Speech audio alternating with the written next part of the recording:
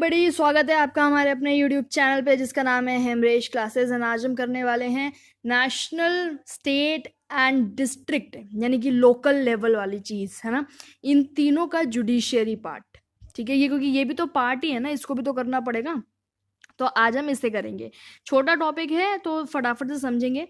Judiciary सबको पता है। देखो, ये नोट्स के फॉर्म में मैं पढ़ाती हूँ, तो ये नोट्स है, लेकिन मैं एक एक लाइन नहीं समझाऊंगी आपको, पूरा एक वो दूंगी जिससे सारी चीज़ें समझ में आ जाएंगी। तो नोट्स में आपको ये चीज़ें लिखी हुई हैं, ठीक है। तो देखो, आपको पता है कि जुडिशरी किस लिए होता है। जो भी कॉन्फ्लिक्ट्स हैं डिफरेंट लोगों के बीच में, डिफरेंट पार्टीज के बीच में, उनको सॉल्व करने के लिए जुडिशरी है ना। क्योंकि हम कहते हैं हमारे जो भी प्रॉब्लम्स होती है, चाहे हमारे घर से रिलेटेड प्रॉब्लम हो, है ना, डिफरेंट चीज़ों के लिए हम कोर्ट जाते हैं। वहीं पे हमें इंसाफ मिलता है, जस्टिस मिलता है। जस्टिस से या है जुडिशरी।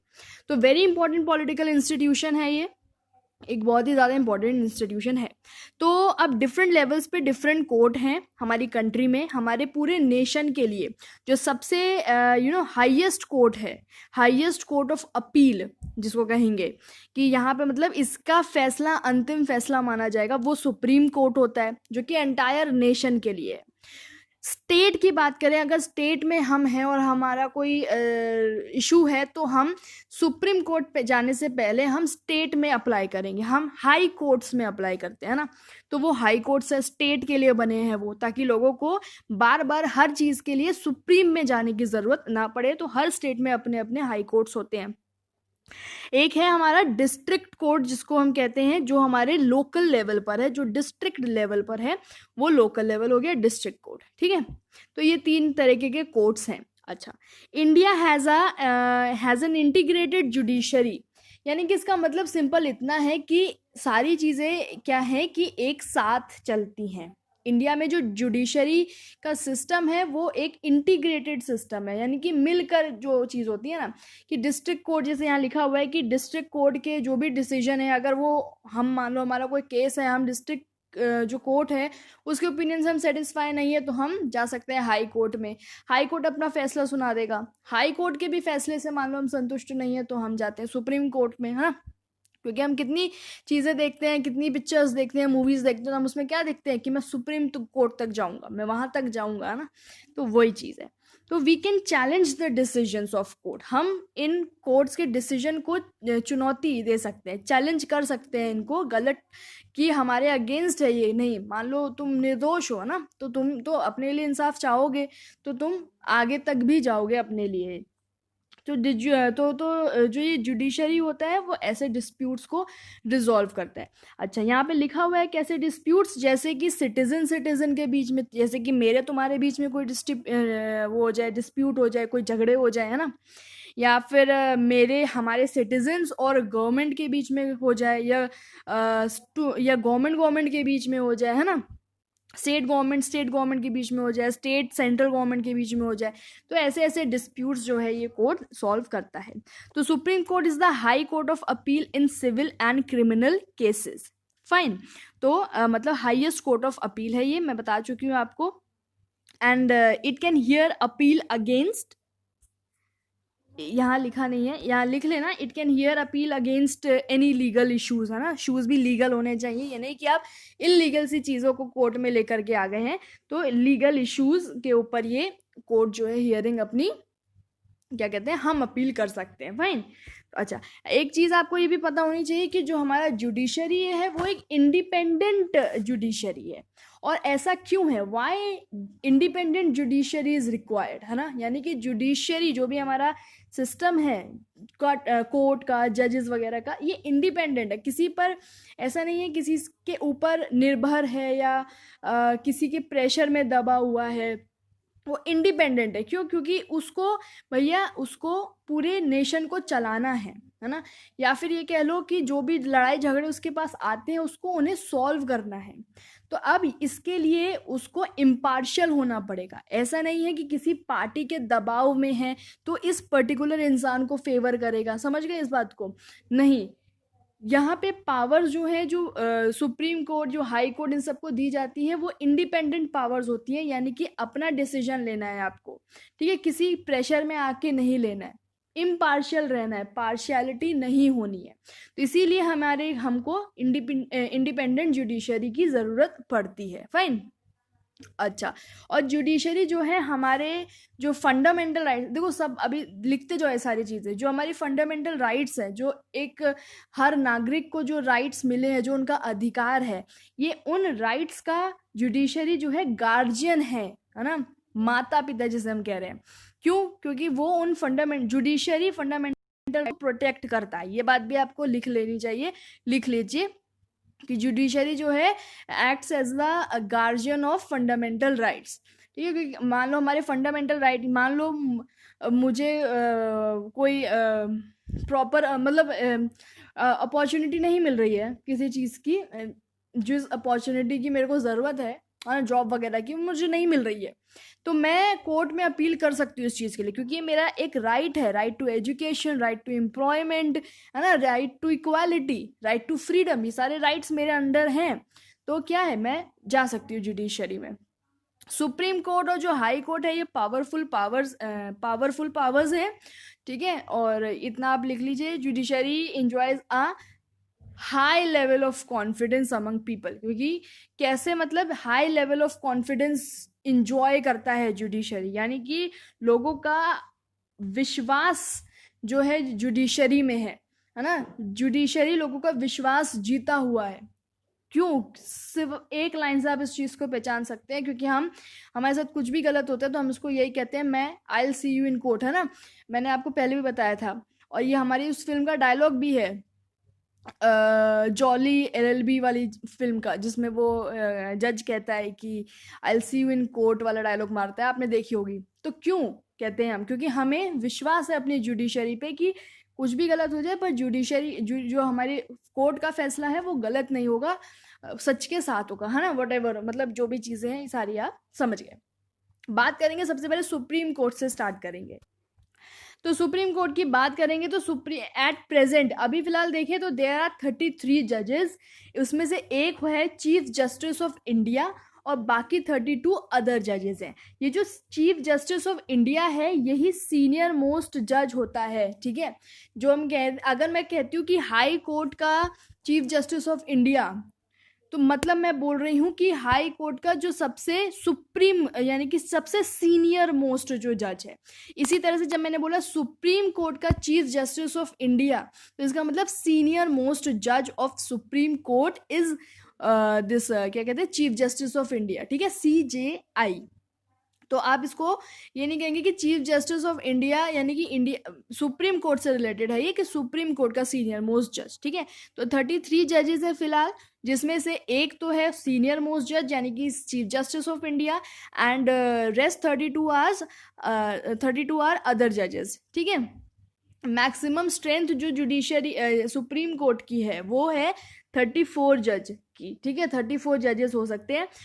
ओरिजिनली यानी कि पहले सिर्फ 8 जज थे, सबसे पहले सिर्फ 8 जज थे किसी टाइम पर। ये आप इतना स्ट्रेंथ इसकी याद रखेंगे। ठीक है, नेक्स्ट आएंगे कि भाई जो सुप्रीम कोर्ट के ये जजेस हैं, ये सारे के सारे ये चुने कैसे जाते हैं, इनको अपॉइंटमेंट कैसे मिलती है, कहाँ से आते हैं। तो सिंपल इसको आप याद रखेंगे कि जो सुप्रीम कोर्ट का जज है, पहले हम चीफ जस्टिस ऑफ इंडिया की बात कर लें, यानी कि सीनियर मोस्ट जज की बात कर लें, है ना। तो जो सीनियर मोस्ट जज है सुप्रीम कोर्ट का, वो प्रेसिडेंट अपॉइंट करता है। President appoints the chief justice of India, that is senior most जज of supreme court, after taking advice. ये एडवाइस वाली लाइन भी बहुत इंपॉर्टेंट है।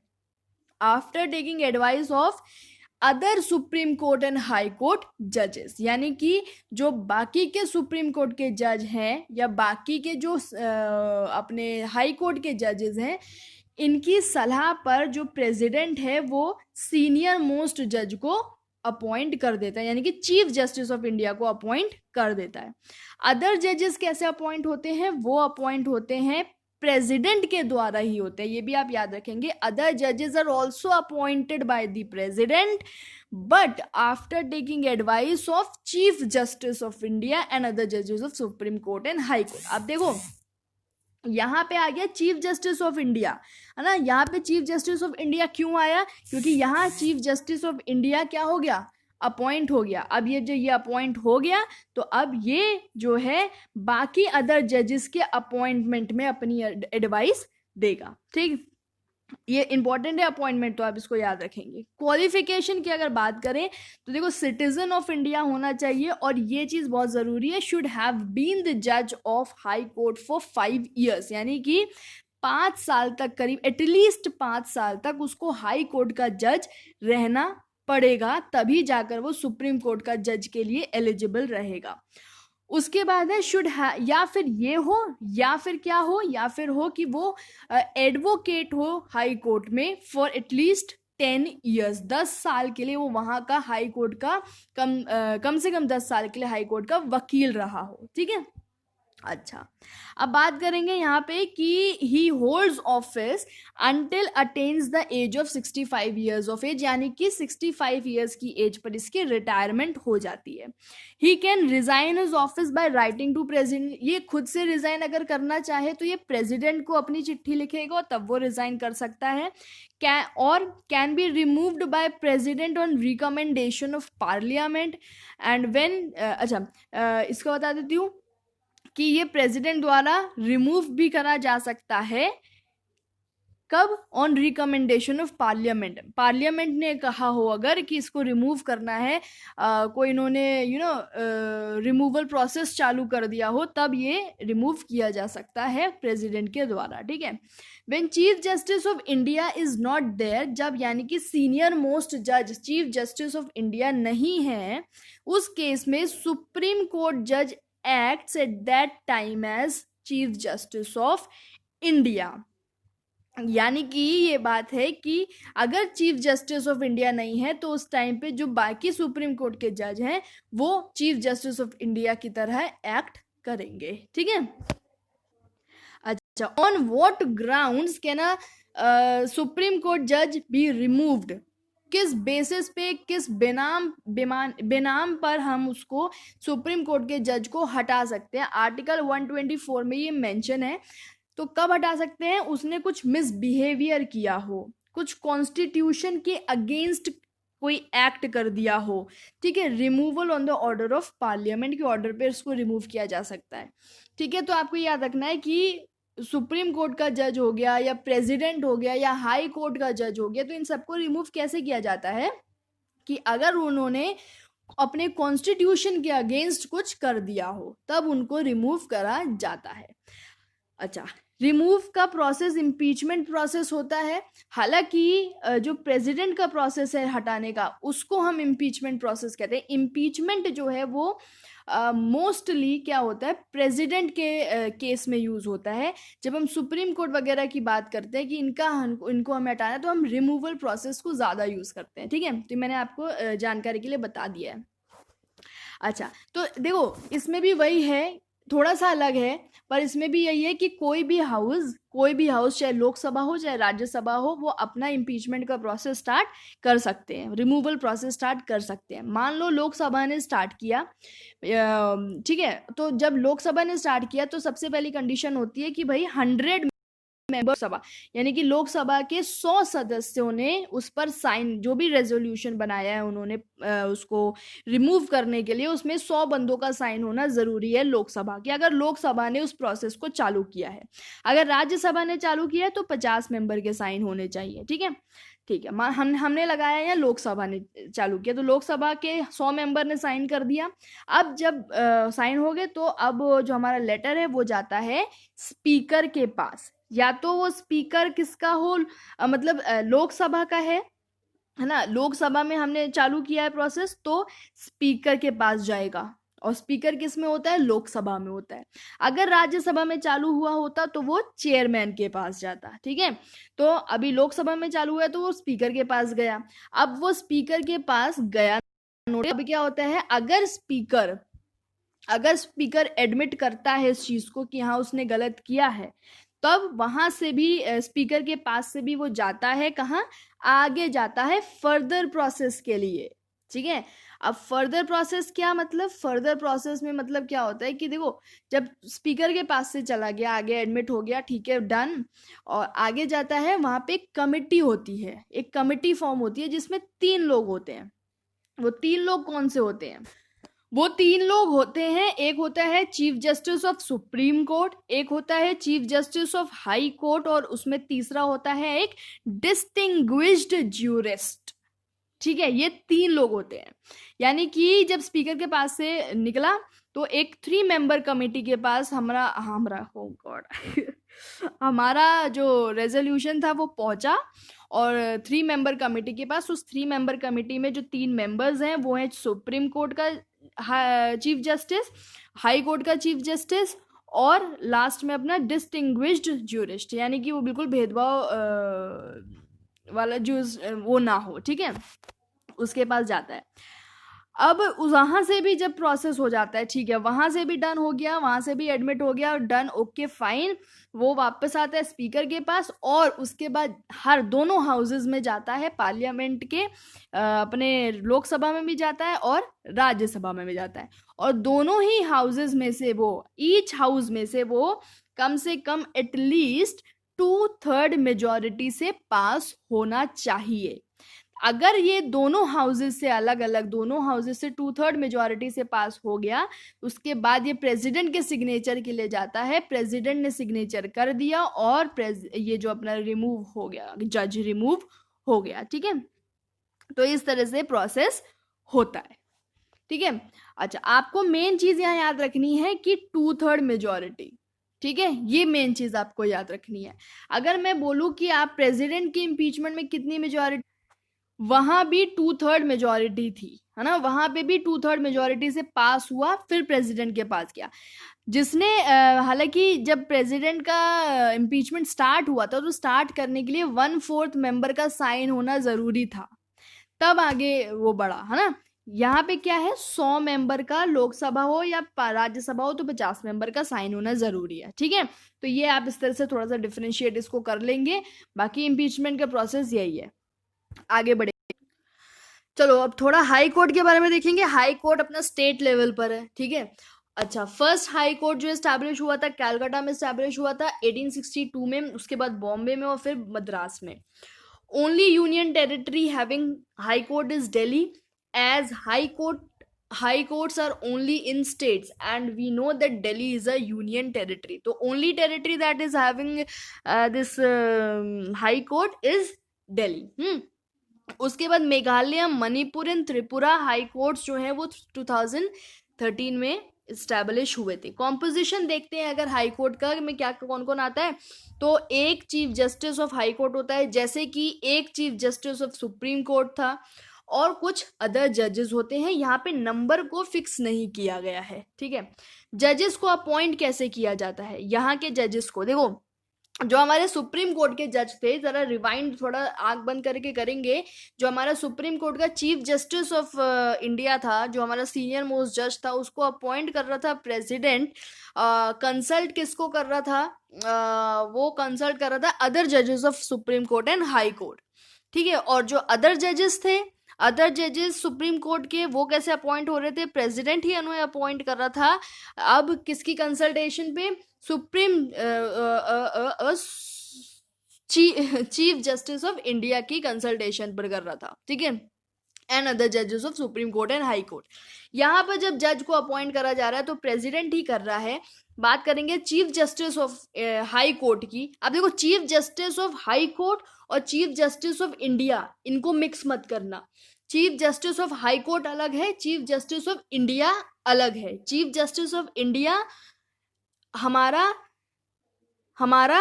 चीफ जस्टिस ऑफ इंडिया हमारा सुप्रीम कोर्ट से रिलेटेड है ना। सुप्रीम कोर्ट जो सीनियर मोस्ट जज है वही चीफ जस्टिस ऑफ इंडिया है, लेकिन यहाँ पे चीफ जस्टिस ऑफ जो हाई कोर्ट है वो चीफ जस्टिस ऑफ इंडिया नहीं है। तो चीफ जस्टिस ऑफ जो हाई कोर्ट है, हाई कोर्ट का सीनियर जज, वो प्रेसिडेंट के द्वारा ही अपॉइंट हो रहा है on the advice of chief justice of India and governor. यहाँ पे याद रखेंगे, स्टेट है तो गवर्नर आ गया है। ठीक है, तो on the advice of chief justice of India and governor. ठीक है, तो इस तरह से क्वालिफिकेशन अगर हम क्वालिफिकेशन देखें तो क्वालिफिकेशन में आया either holding a judicial office for not less than 10 years, या तो वो जुडिशियल ऑफिस को 10 साल तक कम से कम उसने काम किया हो, या फिर वो एडवोकेट रहा हो, हाई कोर्ट में वकील रहा हो 10 साल तक, ठीक है। ओथ ये लेता है, जब बन जाता है तो ओथ लेता है बिफोर गवर्नर, ठीक है, बिफोर गवर्नर ऑफ स्टेट, और टर्म ऑफ ऑफिस इसका 62 ईयर्स है। Removal process same by removed by president on recommendation of parliament. If जज wants he can resign by writing to president. तो मतलब क्या हुआ, सेम तरीके से रिमूव हुआ है जैसे सुप्रीम कोर्ट का जज रिमूव हुआ था, ठीक है। ये यहाँ पे चीज हो गई। फाइन, तो आगे बढ़ेंगे, और यहाँ पे आप ये याद रखेंगे कि जैसे यहाँ पे जो हाई कोर्ट का जज है वो बिफोर गवर्नर के सामने, मतलब गवर्नर के सामने ओथ लेता है ना, और जो सुप्रीम कोर्ट का जज है वो वहां पे मैंने बताया नहीं, तो वहां पे वो ओथ किसके सामने लेगा, वो प्रेसिडेंट के सामने लेगा। अब आप खुद सोचो कि जो सुप्रीम कोर्ट का जज है उसके ऊपर कोई है क्या, नहीं है ना, तो किसके सामने ओथ लेगा, प्रेसिडेंट के सामने ही ओथ लेगा। Okay, now next we come to subordinate courts, ठीक है। सबऑर्डिनेट कोर्ट्स जो कि होते हैं हमारे डिस्ट्रिक्ट लेवल पर। तो क्योंकि देखो एंटायर नेशन के लिए भी हो गया, कंट्री लेवल पर भी हो गया, स्टेट लेवल पर भी हो गया, तो अब जो लोकल लेवल है, लोअर लेवल्स है, डिस्ट्रिक्ट लेवल्स है, इन पे भी कोर्ट्स होने जरूरी है। तो वो हम अब आते हैं उनको कहते हैं हम सबऑर्डिनेट कोर्ट्स, या फिर डिस्ट्रिक्ट कोर्ट्स भी कहते हैं। तो मेनली हम उनको सबऑर्डिनेट कोर्ट्स कहते हैं, क्योंकि ये सबऑर्डिनेट है to the state high court. तो जो हाई कोर्ट है अपना उसके अंडर आता है, इसीलिए हम इसको सबऑर्डिनेट कोर्ट कहते हैं, ठीक है ना। तो चलो इसमें जो सबऑर्डिनेट कोर्ट्स में जो जजेस होते हैं वगैरह, इनका अपॉइंटमेंट कैसे होता है, इनका अपॉइंटमेंट कौन करता है, देखो इनका अपॉइंटमेंट करता है गवर्नर, ठीक है। तो आप याद रखेंगे इस चीज को कि इनका अपॉइंटमेंट गवर्नर कहता है। जैसे कि हमने देखा था कि हाई कोर्ट के जज जो थे, अपने हाई कोर्ट के जज थे, उनको प्रेसिडेंट अपॉइंट कर रहा था गवर्नर की एडवाइस पर और चीफ जस्टिस ऑफ इंडिया की एडवाइस पर, ठीक है। किसको प्रेसिडेंट अपॉइंट कर रहा था, इनकी एडवाइस पर कर रहा था, किसको, हाई कोर्ट के जज को। यहाँ पे हमने देखा तो जो सबऑर्डिनेट का जज है इसकी अपॉइंटमेंट ही गवर्नर दे रहा है, किसकी कंसल्टेशन पे, हाई कोर्ट की कंसल्टेशन पर, क्योंकि हाई कोर्ट क्या ये हाई कोर्ट के अंडर आते हैं, ठीक है। सारा कंट्रोल जो है हाई कोर्ट के पास होता है इनको लेकर के, तो हाई कोर्ट की सलाह लेना जरूरी होता है। हाई कोर्ट की सलाह के बिना ये खुद से अपॉइंट नहीं कर सकते। एक तो पहली चीज ये है, they are under control of high court, इसलिए मैंने यहाँ नीचे लिख दिया है। क्वालिफिकेशन की अगर बात करें, तो he should not already be in the service of central और स्टेट गवर्नमेंट में, इनमें से सेंट्रल या स्टेट गवर्नमेंट की किसी भी उसमें सर्विस में नहीं होना चाहिए इनके साथ, और ये एडवोकेट होना चाहिए और अ प्लीडर, यानी कि एडवोकेट मतलब वकील, प्लीडर मतलब भी कभी कभी टर्म यूज कर देते हैं, वकील ही होता है इसका मतलब। 7 साल के लिए वकील रहना चाहिए, और should be recommended by high court for appointment. इसको जो है, जो भी आया है, ठीक है, इसको जो है हाई कोर्ट ने बोला हो कि हाँ भाई ये हाई कोर्ट ने रिकमेंड किया हो, मतलब कि इसको जज बनाया जाए, ठीक है ना। तो इसीलिए हाई कोर्ट का बहुत यहाँ पे वो है।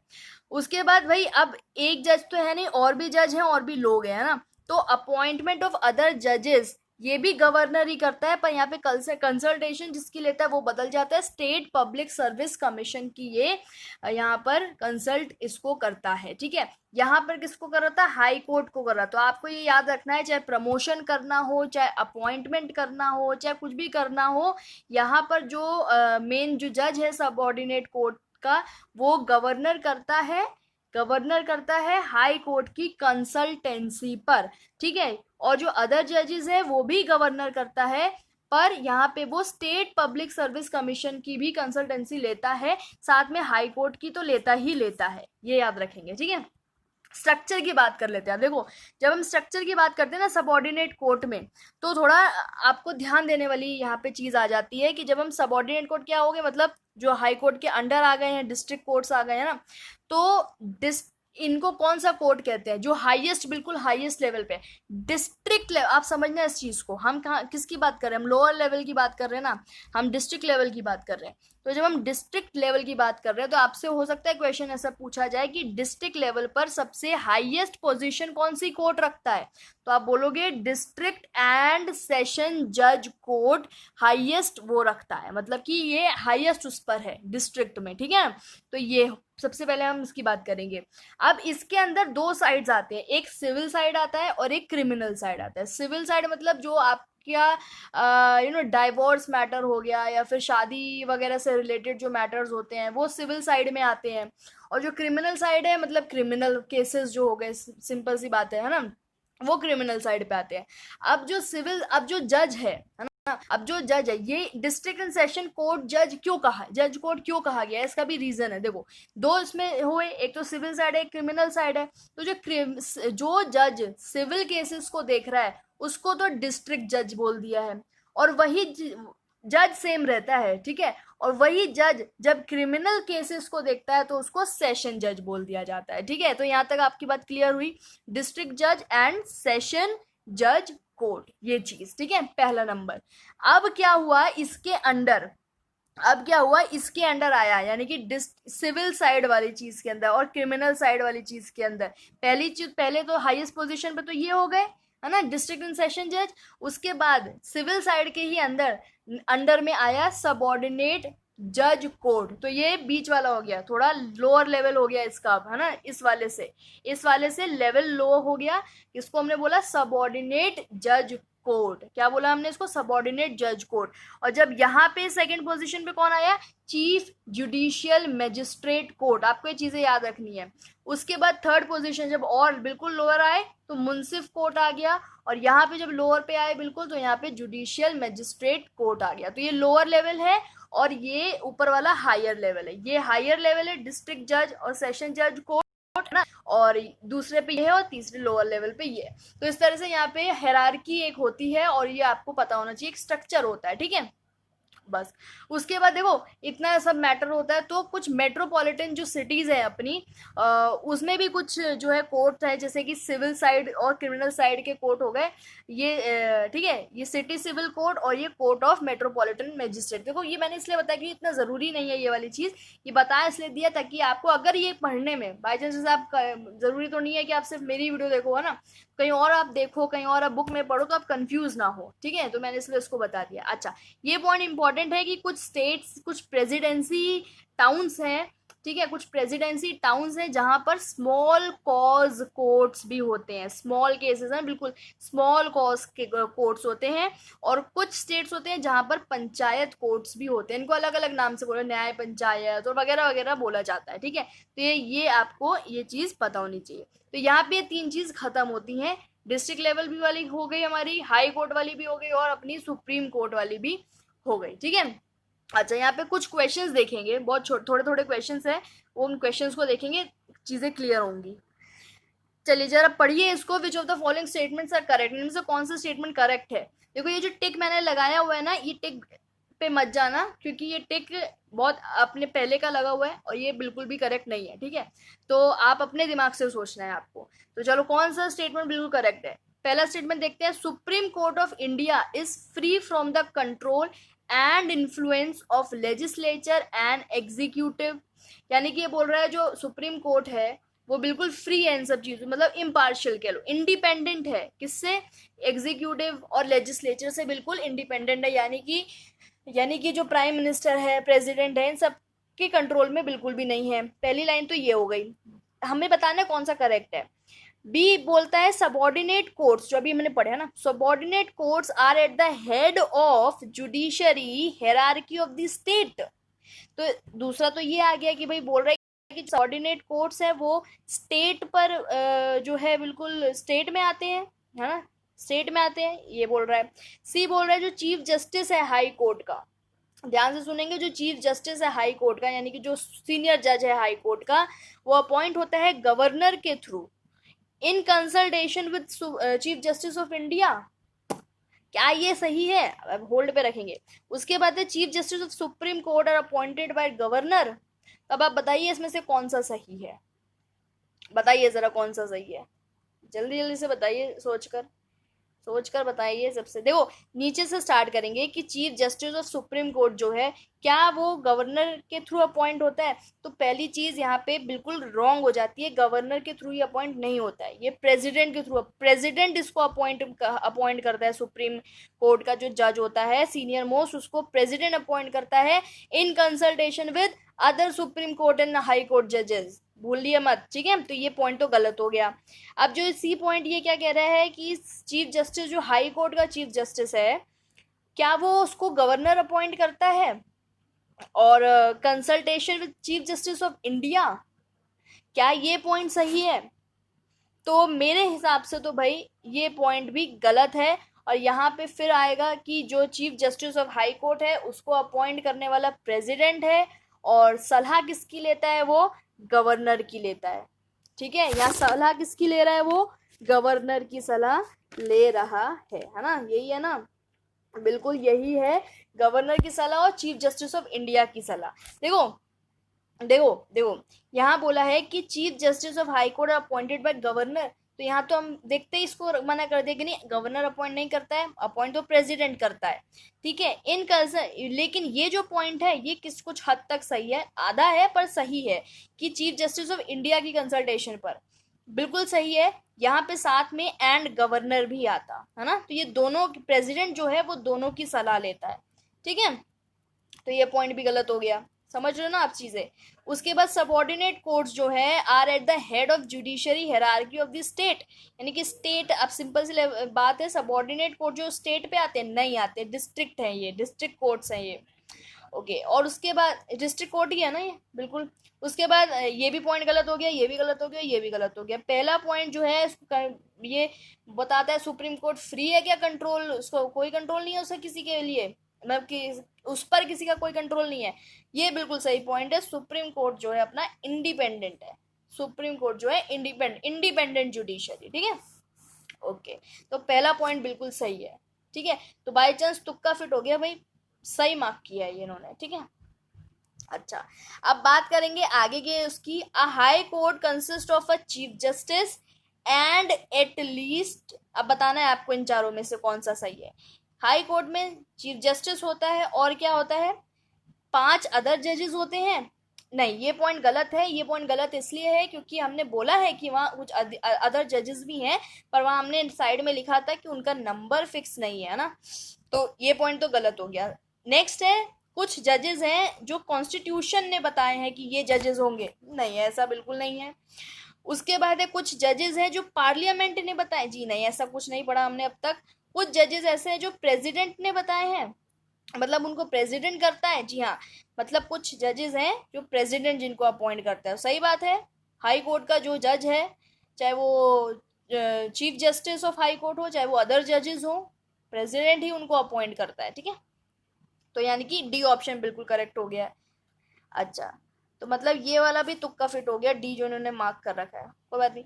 जज ऑफ हाई कोर्ट, यानी जज of high court can be removed from the office during his tenure, यानी कि जब उसका कार्यकाल चल रहा हो हाई कोर्ट के जज का, तब वो रिमूव किया जा सकता है by A governor, B president on the basis of resolution passed by parliament by 2/3 majority, C chief justice of supreme court and D chief justice of high court. तो देखो इसमें सोचने की बात ही नहीं है, बिल्कुल हम पढ़ चुके हैं इसे, ठीक है, बी इसका आंसर है। उसके बाद क्वेश्चन आता है कि सुप्रीम कोर्ट का जो जज है must have been a high court जज फॉर एटलीस्ट 5 years, तो मतलब इन्होंने जो टिक कर रखे हैं ये पहले से, ये बिल्कुल सही है ना, ये बिल्कुल सही जा रहे हैं। तो मैं तुम्हें बता दूं टिक मैंने ही करे थे ओके, तो चलो आगे बढ़ते हैं। मैंने ही करे थे और अभी करे थे जब आपके लिए बना रही थी मैं, कोई बात नहीं। Which of the following are true regarding high court, देखो तुम मत देखो ना, तुम अपने आप से सॉल्व करो, मैंने कर दिया, अगली बार से ना उसको टिक को हटा दिया करूंगी, है ना। चलो, विच ऑफ द फॉलोइंग है ट्रू रिगार्डिंग हाई कोर्ट के मामले में कौन सा सही है? तो हाई कोर्ट जज जो है holds office until he attain 62 years, यानी कि 62 साल का जब वो हो जाता है तब उसकी रिटायरमेंट की एज आ जाती है, बिल्कुल सही है पहला ऑप्शन।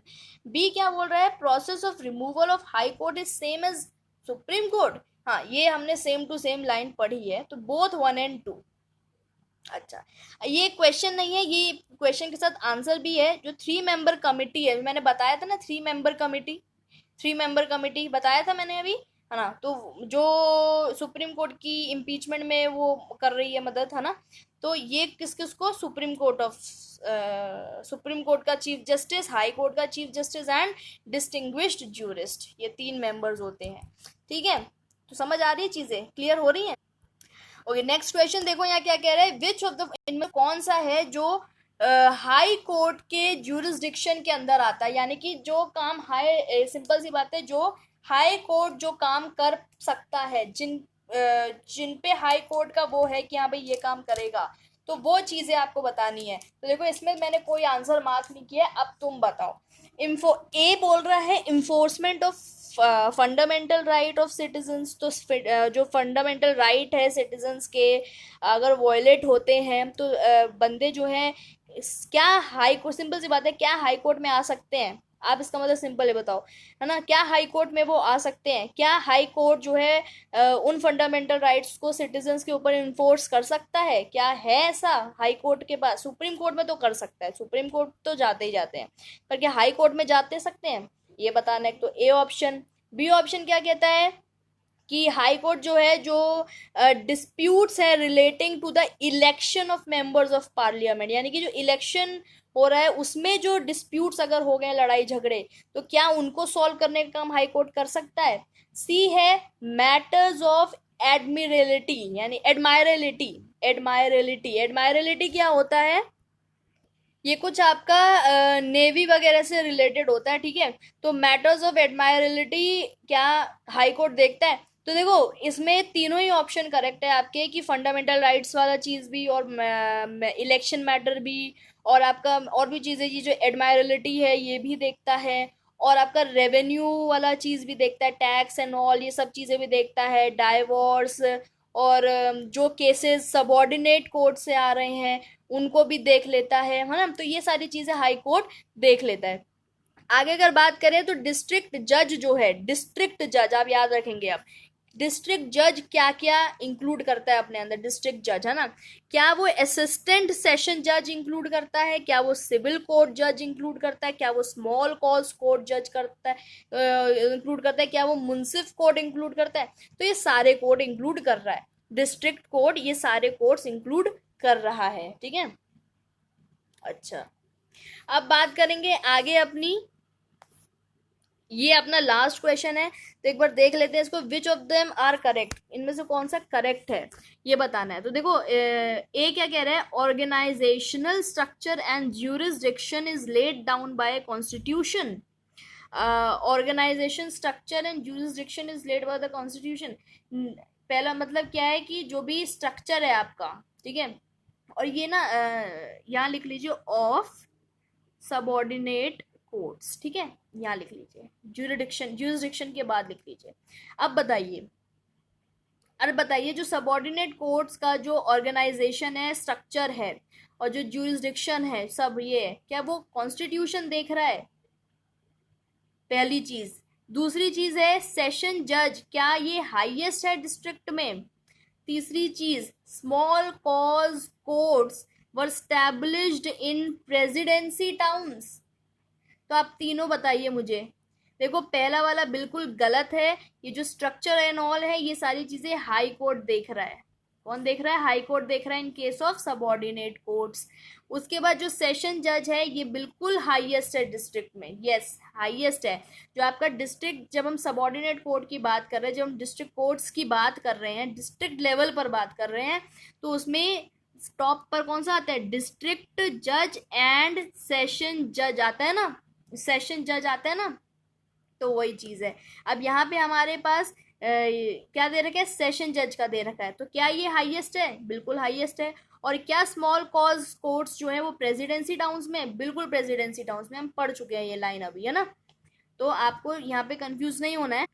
देखो जरा आप यहाँ पे ये लाइन कौन सी पढ़ी है, some states and presidency towns have small cost towns, है ना। और यहाँ पे हमने क्या पढ़ा है कि जो सेशन जज है और जो डिस्ट्रिक्ट जज कोर्ट है, ये जो जज हैं ये हाईएस्ट उस पर है, लेवल पर, है ना। उसके बाद ये है और उसके बाद ये है।